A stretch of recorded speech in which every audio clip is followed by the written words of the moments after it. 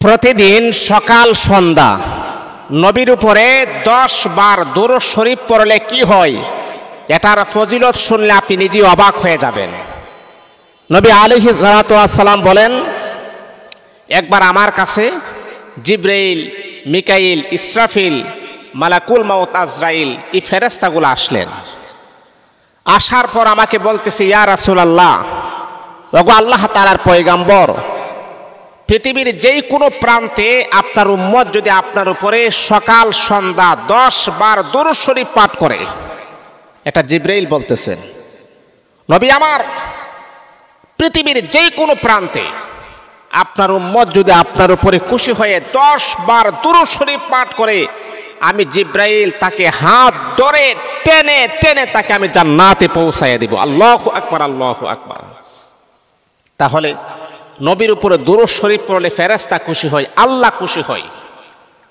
কারণ আল্লাহ পাক কোরআনুল কারীমের ভিতরে আমার আল্লাহ জানিয়ে দিয়েছেন, পৃথিবীর মানুষ আর আমি আল্লাহ নামাজ পড়ি না, আমি আল্লাহ কোরআন তেলাওয়াত করি না, কারণ আমি আল্লাহ তো কারো কোনো মুখাপেক্ষী নই। সমস্ত পৃথিবীর মানুষ আমি আল্লাহ তাআলার মুখাপেক্ষী, আমি কারো মুখাপেক্ষী না।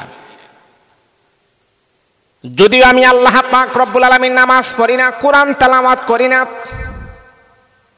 যদি আমি আল্লাহ পাক রব্বুল আলামিন সোনার মদিনায় হজ করি না, কিন্তু আমি আল্লাহ পাক রব্বুল আলামিন একটা কাজ কিন্তু আমি আল্লাহ করি, সেটা কি আমার আল্লাহ কোরআনে বলেন, ইন্নাল্লাহা ওয়া মালাইকাতাহু ইউসাল্লুনা আলান নবী। আমি আল্লাহ আমার পেয়ারা নবী বিশ্বনবী মুহাম্মদুর রাসূলুল্লাহ সাল্লাল্লাহু আলাইহি ওয়াসাল্লামের উপর আমি আল্লাহ দুরূদ শরীফ পড়ি। শুধু তা নয়, ইন্নাল্লাহা ওয়া মালাইকাতাহু, আসমান এবং জমিনের যত ফেরেশতা আমি আল্লাহ সৃষ্টি করেছি, তামাম জাহানের সমস্ত ফেরেশতাদেরকে নিয়ে আমি আল্লাহ একসাথে আমার হাবিবের নামে আমি আল্লাহ দুরূদ শরীফ পড়ি। তাহলে এবার চিন্তা করুন, আল্লাহ পাক যদি নিজেই দুরূদ শরীফ পড়েন, তাহলে দুরূদের কি ফজিলত হতে পারে। এজন্য জিবরাইল বলে, নবী আপনার উম্মত যদি 10 বার দুরূদ শরীফ পাঠ করে, আমি জিবরাইল তাকে হাত ধরে ধরে জান্নাত পর্যন্ত পৌঁছাইয়া দিবে। আল্লাহু আকবার, আল্লাহু আকবার। এজন্য বন্ধু আমার, সকাল সন্ধ্যা আমরা নবীকে মুহাব্বতে, নবীর নামে আমরা 10 বার দুরূদ শরীফ পড়ব ইনশাআল্লাহ।